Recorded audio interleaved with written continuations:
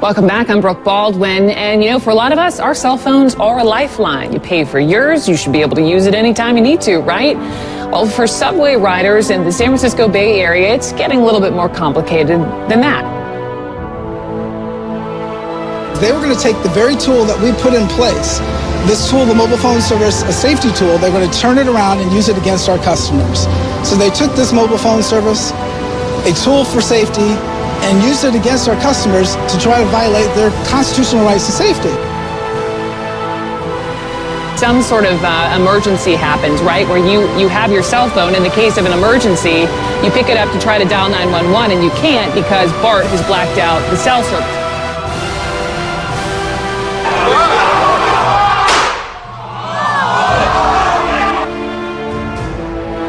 Police officers' fatal shooting last month of a man holding a knife. From what we understand, there is a demonstration planned at 5 o'clock local time, 8 o'clock Eastern. Anonymous, they're the ones taking the lead on this. They have told everybody.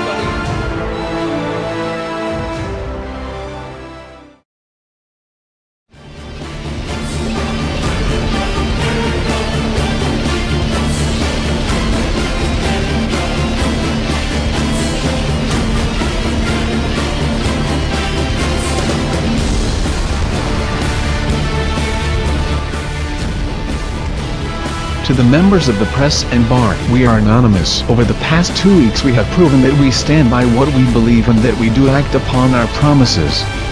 You have threatened to turn off cell phone services if needed again, and although your threats went empty, the dictator-like tactics did not go unnoticed by the world. BART police are becoming increasingly aggressive at the protest, and peaceful protesters are being arrested on unbelievable charges. We will continue to show the world why Operation BART is necessary. As we have stated before, we will keep our promise about a protest every week until our demands are met. Since these demands have not reached the BART Board of Directors yet, we will remind you of them.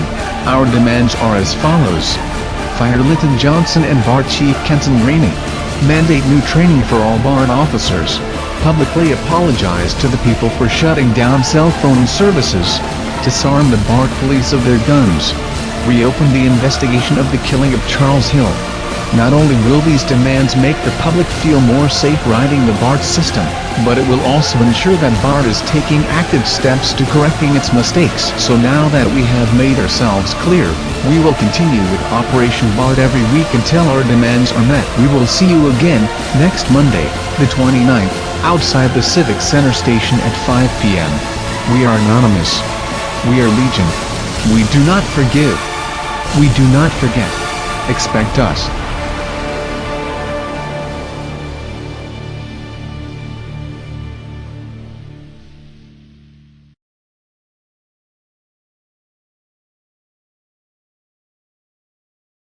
See, what's most disturbing here is that it's being done in the same countries which just months ago berated leaders in the Arab world for doing the same thing.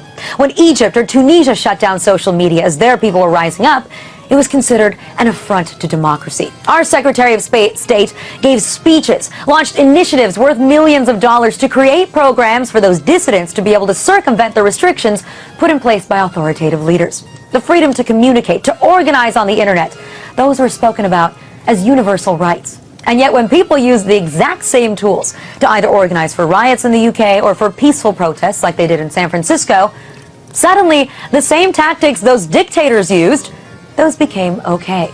Now the truth is, yes, technology can be used for both good and for bad, for riots or for peaceful protest. But as we become more reliant on these tools, governments or law enforcement, they're